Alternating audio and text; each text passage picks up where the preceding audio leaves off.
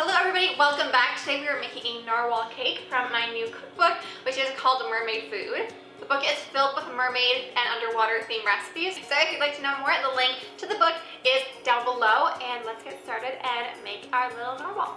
Okay, so to make the cake, you want to beat the butter and sugar with an electric mixer until it's pale and smooth. Add the vanilla extract, then add the eggs one at a time, mixing with each addition. In a separate bowl, combine the flour, baking soda, and salt.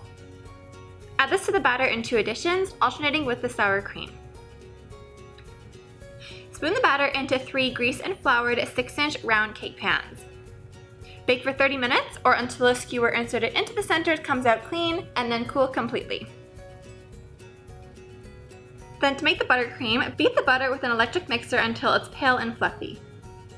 Add the vanilla extract, then add the confectioner sugar 1 cup at a time, beating with each addition. And as you will see, I have actually moved halfway through filming this recipe, so this is the new setup. It's a little weird.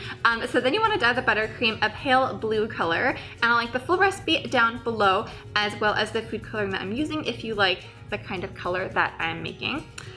Then you want to remove about 1/4 cup of the buttercream and dye it black, and pop the black buttercream into a piping bag fitted with a small round piping tip. Then to assemble the cake, we are making the horn first. So you want to divide some white fondant in half and roll it into 2 long sausages. Place the sausages next to each other and wrap them around a chopstick, or I'm using like a little skewer, and pinch them together at the top and gently squeeze to secure them to the chopstick. And if they're not sticking together, just wet the little seams a little bit and then everything will stick together very nicely.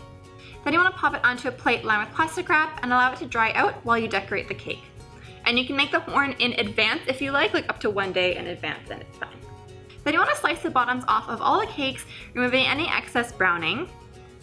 Slice the tops off 2 of the cakes, leaving 1 cake rounded on top. And you want to use the tallest cake of all 3 as the one with the rounded top. Then stack all the layers with the round layer on top and carve the cake into a tall oval shape with a serrated knife. Spread some blue buttercream between each layer, and then coat the entire cake in a thin layer of buttercream. This is called a crumb coat, and it's going to help to trap any excess cake crumbs in this thin buttercream layer. Then pop the cake into the fridge for 20 minutes to allow the crumb coat to stiffen. Then coat the cake in a thick, generous layer of that blue buttercream. Draw the narwhal's eyes and mouth with the black buttercream, and stick 2 pink candy melts onto the cake as blushing cheeks. I think that this is so cute. Then place the remaining blue buttercream into a piping bag and just kind of snip off the end to create a large round tip. And then we're going to create the fins by piping large dollops on either side of the cake, and then kind of just drag them downwards in a flicking motion to create a fin shape, and repeat for the tail at the back of the cake. Then stick the horn into the forehead area and you are done! So thank you so much for watching. I hope that you liked this recipe. Again, if you would like to pick up my book, which I would love you if you did that, I'll have the link down below. Also, yes, this is a new setup, new background. I just moved.